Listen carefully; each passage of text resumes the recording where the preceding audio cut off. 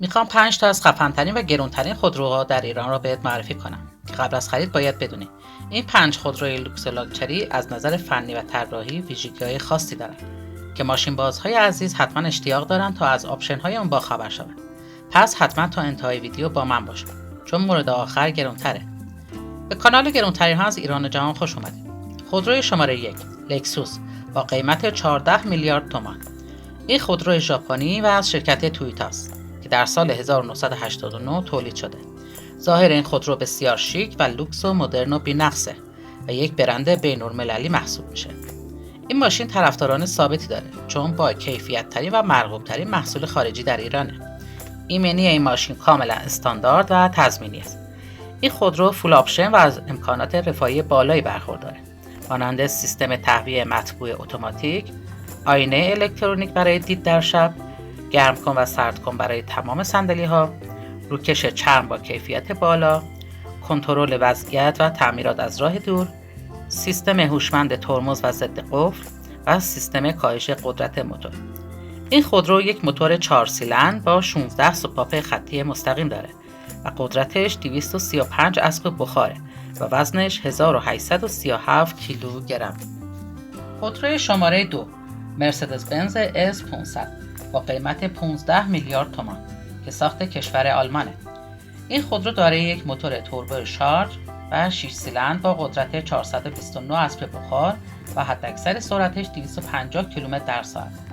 این خودرو فوق لاکچری و گران قیمت ترکیب بی‌نظیری از تکنولوژی پیشرفته و طراحی شگفت آور در صنعت خودروسازیه که تجربه رانندگی لوکس و سطح بالایی داره.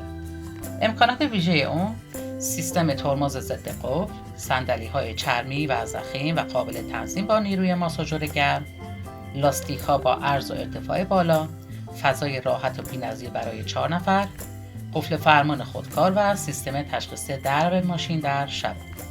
اگر از این دو خودرو خوشتون اومده قطعا از خودروی آخر بیشتر خوشتون میاد، پس با من همراه باشید. خودروی شماره 3 پورشه با قیمت 17 میلیارد تومان. خودرویی که هم اسپورته و هم لوکس و جوانپسند و طرفداران بسیاری هم داره. جالبه بدونید این خودرو برخلاف قدرت بالایی که داره مصرف سوخت کمی داره و جزو بهترین و لوکس ترین شاسی بلند است.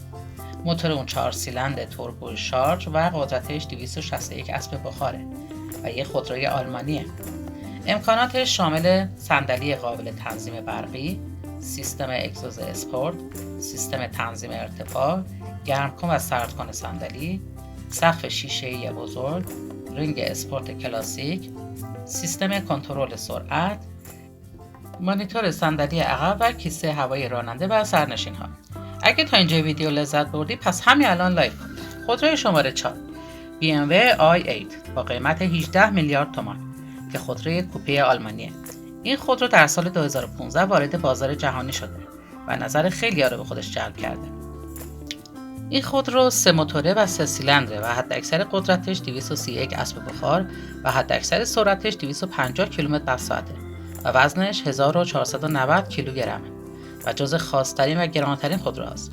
امکانات اون مصرف سوخت بسیار پایین، تکنولوژی بالا در فرمانپذیری، دوربین 360 درجه و شتاب 0 تا 100 شگفت‌انگیز.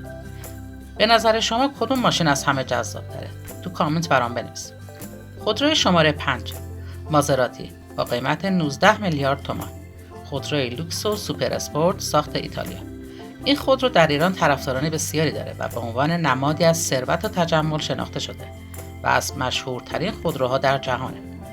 این خودرو 8 سیلندر و 400 اسب بخار قدرت داره و گیربکسش 6 سرعتی اتوماتیکه.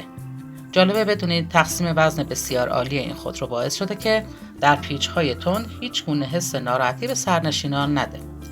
امکانات ویژه اون شامل کابین لوکس و با کیفیت که ترکیب چوب و چرم و جیره، تنظیم برقی همه صندلی‌ها، گرم کن و سرد کن صندلی، سیستم صوتی حرفه‌ای با مانیتور لمسی، تنظیم برقی فرمون، سانروف و سیستم کنترل پایدار الکترونیکی است. تو این ویدیو 5 خودروی گران قیمت رو معرفی کردم. حتما از ویدیو بعدی هم خوشتون میاد. پس اصلا ویدیو بعدی رو از دست ندید. متشکرم.